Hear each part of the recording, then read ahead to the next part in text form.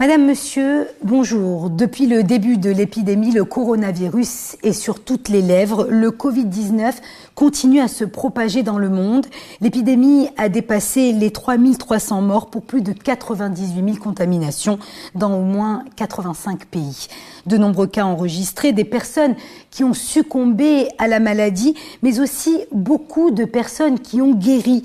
Et il est nécessaire de le rappeler, à la date du 6 mars, 53 423 personnes ont guéri du Covid-19.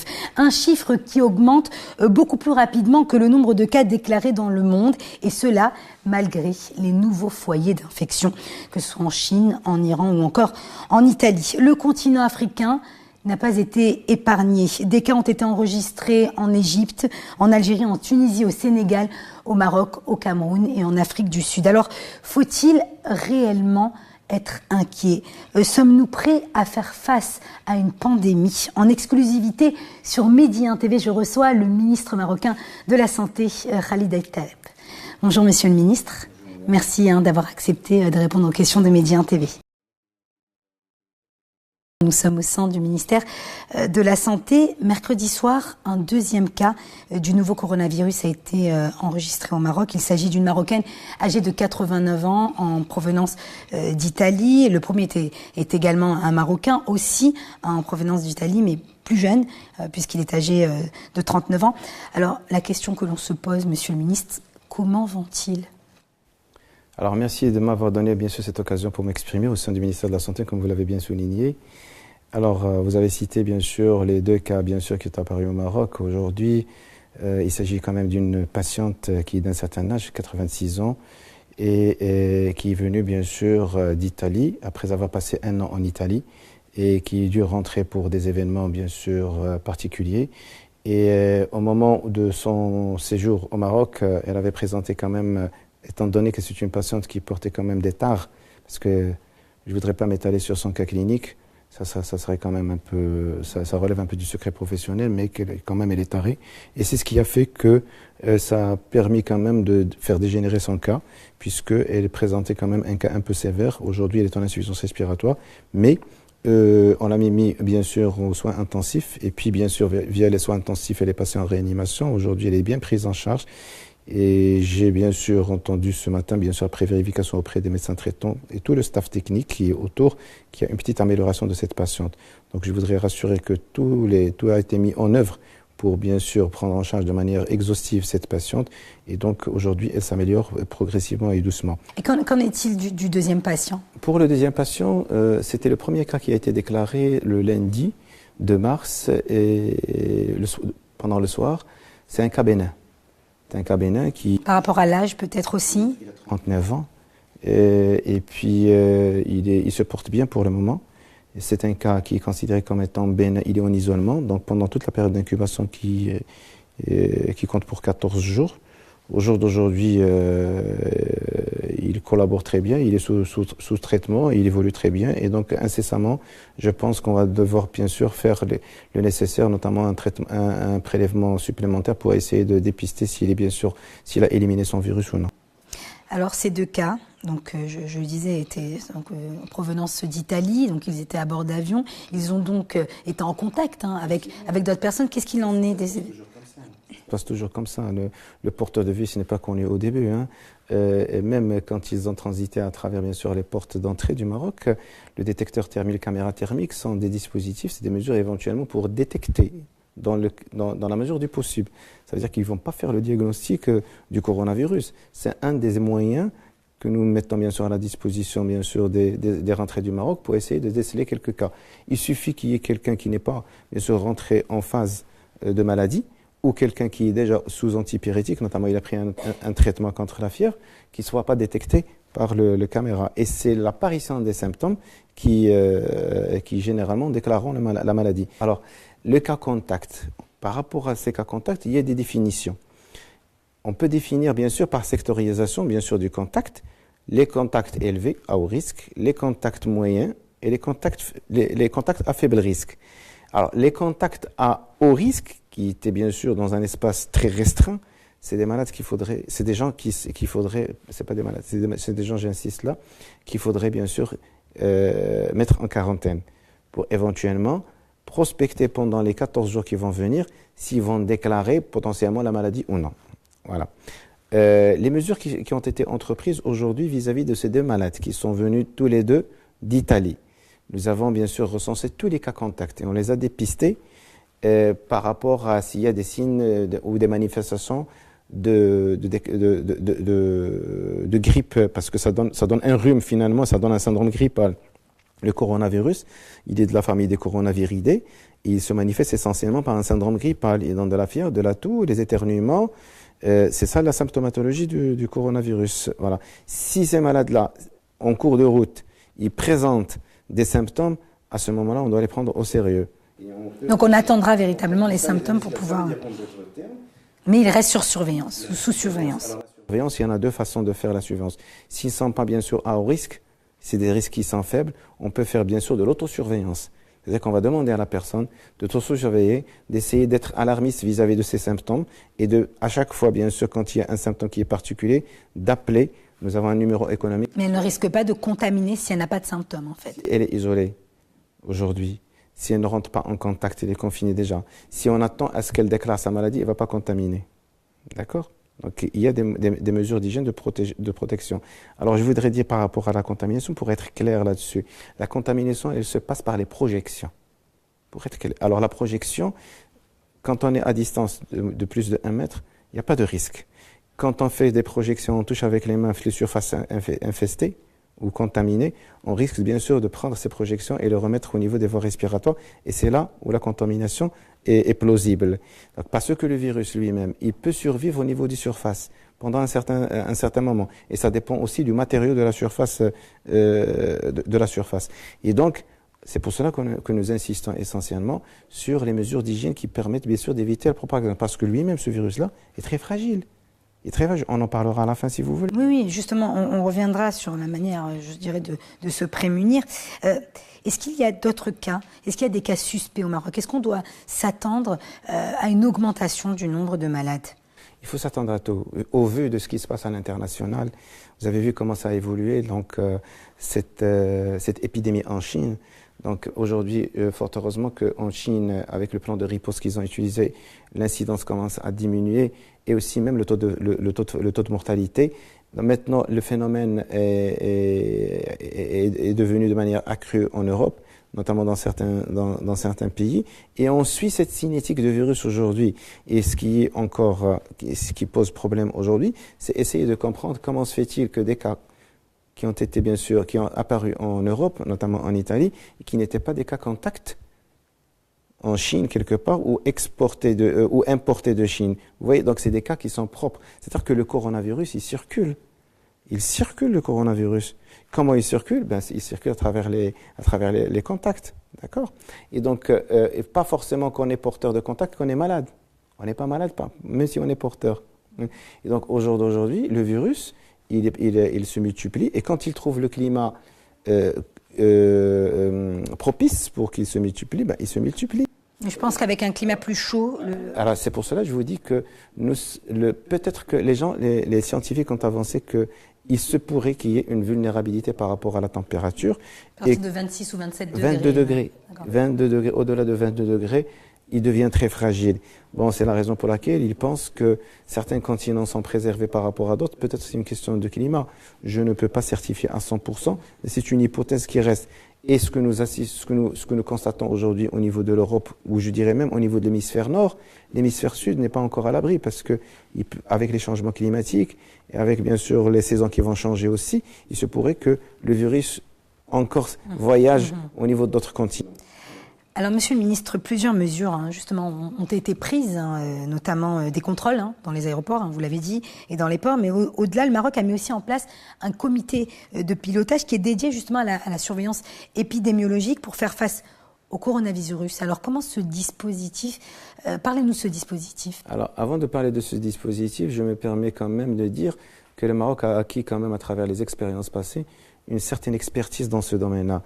Donc, je relate pour mémoire l'expérience du Maroc dans la lutte contre le SRAS, donc le H5N1. Je relate aussi Je cite aussi pour mémoire la lutte anti-H1N1, la lutte contre la fièvre Ebola.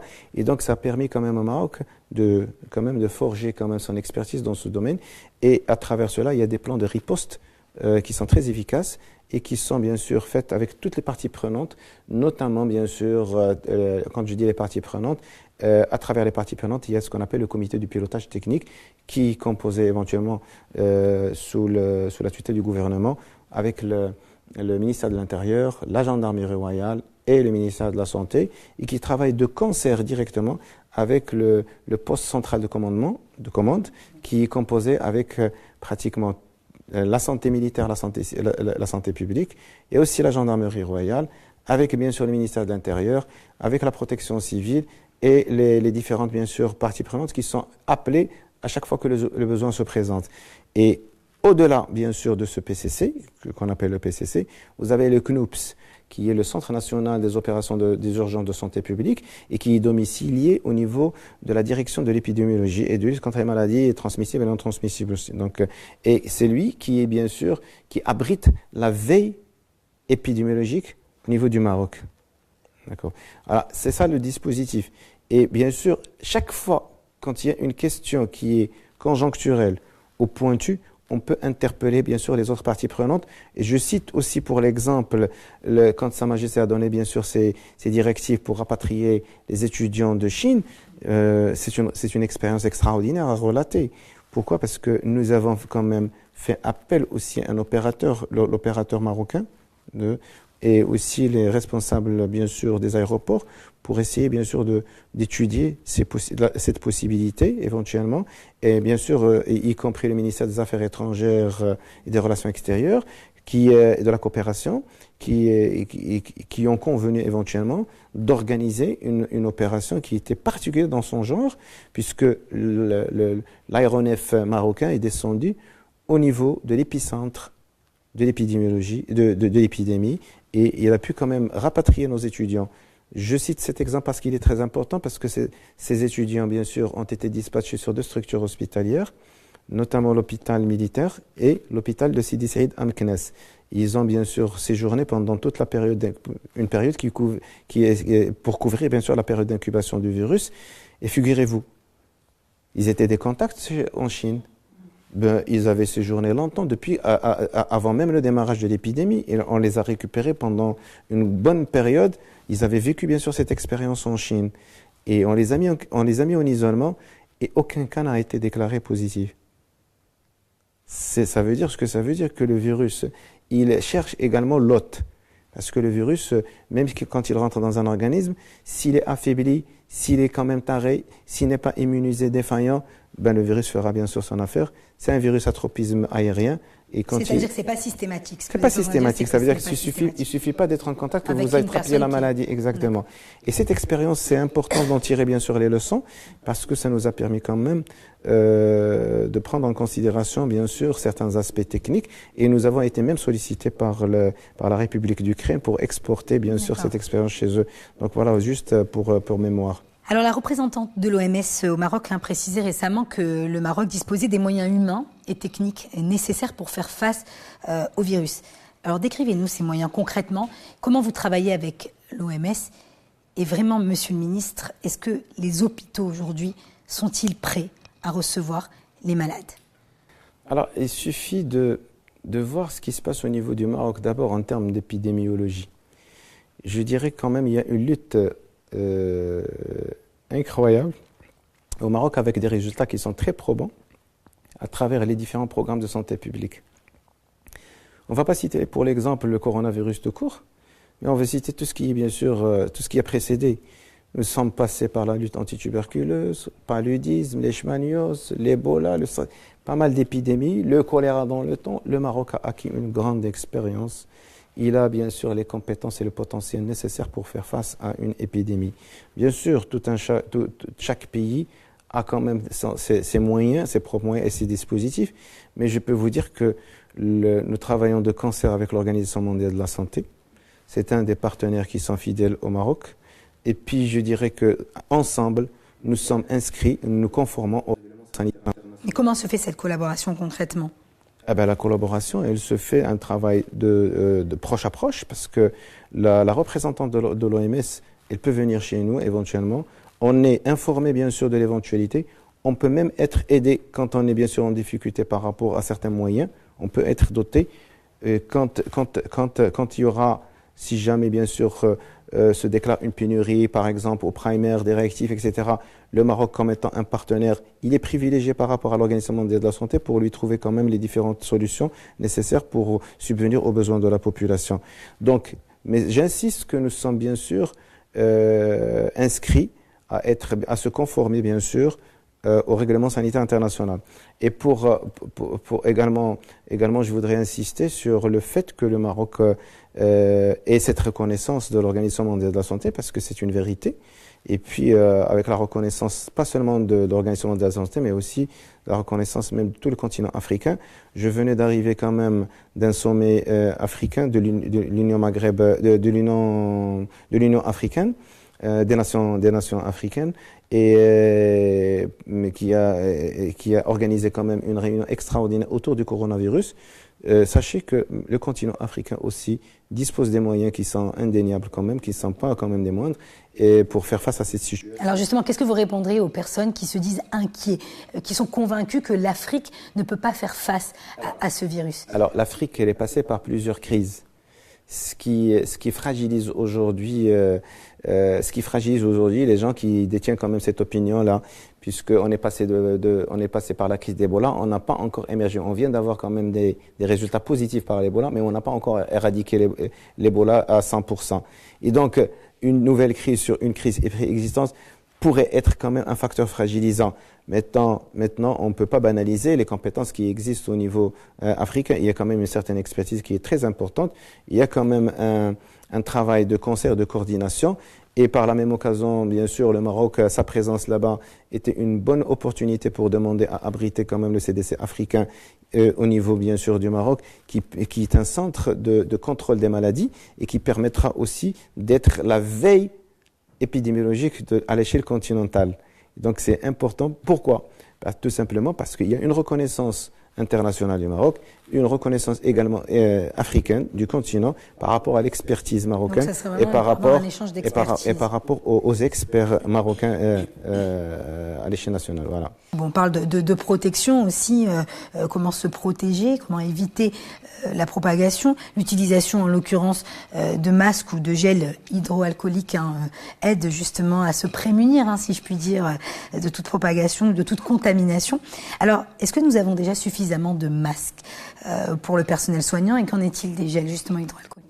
Avant de dire que si nous avons suffisamment de masques, je voudrais insister sur le fait que déjà le Maroc, au jour d'aujourd'hui, dispose de 3 usines de fabrication de masques, dont 2 qui sont étatiques, notamment celui de la gendarmerie royale et celui de la protection civile, et un qui est bien sûr dans le secteur privé à Brachid, et qui a quand même une capacité qui est suffisante, bien sûr, de fabrication et de production. Et nous disposons également d'un stock qui est assez conséquent, d'accord, pour prendre en charge, bien sûr, les cas contaminés ou cas douteux. Et il faudrait peut-être revenir sur l'indication du masque. Parce qu'une fois qu'on comprenne quand même l'indication du masque, on pourra dire si éventuellement le stock serait suffisant ou non. Et l'indication doit être médicalisée aujourd'hui. On ne doit pas la laisser bien sûr aux libre utilisation des citoyens, puisque le masque, c'est un masque anti-projection. Alors ça, c'est important. Qui doit porter ce masque? Je m'explique. C'est un masque anti-projection. Et quand on dit masque anti-projection, il doit être utilisé pour cette indication anti-projection. Ça veut dire qu'il faut éviter que les projections s'étalent sur les surfaces planes ou toucher bien sûr les gens qui sont en contact de vous. D'accord? Donc ça veut dire que l'indication médicale, c'est pour les cas qui sont contaminés ou les cas qui sont douteux en attendant la confirmation, bien sûr, biologique. Voilà. Le patient qui est sain ne doit pas ne doit pas mettre de masque. Puisque si jamais le masque était contaminé sur une surface déjà infestée, il pourrait s'exposer rapidement à une contamination et donc c'est une action à proscrire. Il y a deuxièmement le masque particulier qui est le FFP2, qui est un masque qui est utilisé chez le professionnel.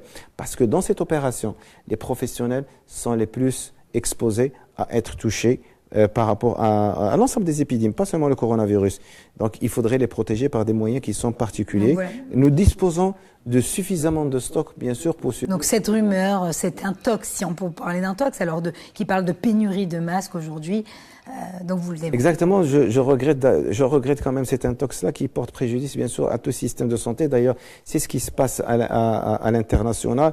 On a créé quand même de la pénurie, on a créé de la surenchère autour, bien sûr, de l'utilisation, alors qu'il suffit de rationaliser et d'utiliser à bon escient le masque et on aurait, bien sûr, toute la quantité nécessaire. Tout comme les gels hydroalcooliques, sachant que beaucoup parlent d'augmentation de prix. Alors, si c'est avéré, comment empêcher ?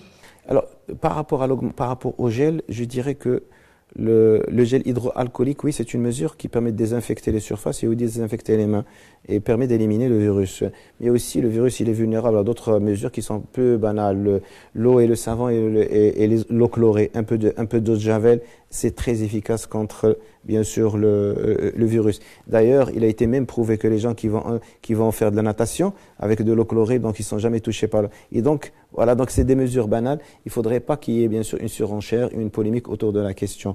Maintenant que les mesures entreprises par le ministère de la Santé, aussi le ministère de l'Intérieur, et c'est des décisions qui ont été prises au niveau du comité de pilotage, c'est-à-dire d'abord, premièrement, il faut protéger, bien sûr, le stock marocain, éviter qu'il y ait, bien sûr, de la surenchère autour de ça. Et la réglementation, exactement. Et on va faire des inspections par rapport à cela au niveau de la DMP. Ils n'ont pas le droit, bien sûr, de spéculer sur la vulnérabilité des patients. Et donc, d'abord, il y aura des réquisitions pour qu'il n'y ait pas d'export, bien sûr, de la marchandise marocaine, pour préserver, bien sûr, le stock marocain. On va pouvoir, bien sûr, éventuellement augmenter la production et on aura toujours, bien sûr, des possibilités d'avoir d'autres solutions. Et bien sûr, la réglementation des prix pour que le masque et aussi les solutions hydroalcooliques soient, bien sûr, au prix raisonnable pour ne pas, bien sûr, créer, bien sûr, la rupture et la pénurie. Alors justement, il nous reste très peu de temps, hein, nous arrivons au terme de cet entretien. Nous parlons justement de rumeurs, hein, de fake news sur le coronavirus, hein, qui se développent à toute vitesse, hein, justement, sur Internet. Les rumeurs les plus folles se multiplient. Alors qu'est-ce que vous faites justement au niveau du ministère de la Santé pour contrer ces fake news ? Alors, ce que nous sommes en train de faire aujourd'hui, c'est essayer d'augmenter quand même notre plan de communication. Nous suivons de très près, bien sûr, les fake news. C'est une question qui est bien sûr au centre d'intérêt aujourd'hui du gouvernement. On en a parlé au Conseil du gouvernement parce qu'on voudrait bien sûr éventuellement censurer bien sûr ces fake news. Parce que ça entraîne quand même de la perturbation et ça sème la zizanie au niveau de l'ordre public. Et donc, il ne faudrait pas que les citoyens et citoyennes, bien sûr, de multiplier, bien sûr, ces fake news parce que ça porte préjudice au pays. Et donc, de notre côté, le ministère de la Santé essaie de publier quelques capsules qui essaient de corriger, bien sûr, éventuellement par rapport aux mesures, d'être bien sûr à la mise en termes d'information. Et de faire aussi de la sensibilisation. On fait de la sensibilisation, il y a les dépliants, il y a les flyers, il y a tout ce qui est support informationnel qui sont bien sûr diffusés à l'ensemble, bien sûr, je dirais, au niveau des portes d'entrée du Maroc. Au niveau on en partage avec les autres secteurs aussi pour qu'ils soient bien sûr sensibilisés et on demande bien sûr la collaboration et l'adhésion des citoyens pour limiter de ces fake news. Voilà. Et donc et on demande aussi que ça soit censuré. Voilà. Donc je pense que c'est la seule manière. Et bien sûr pour faire barrage aux fake news. Pour faire barrage aux fake news.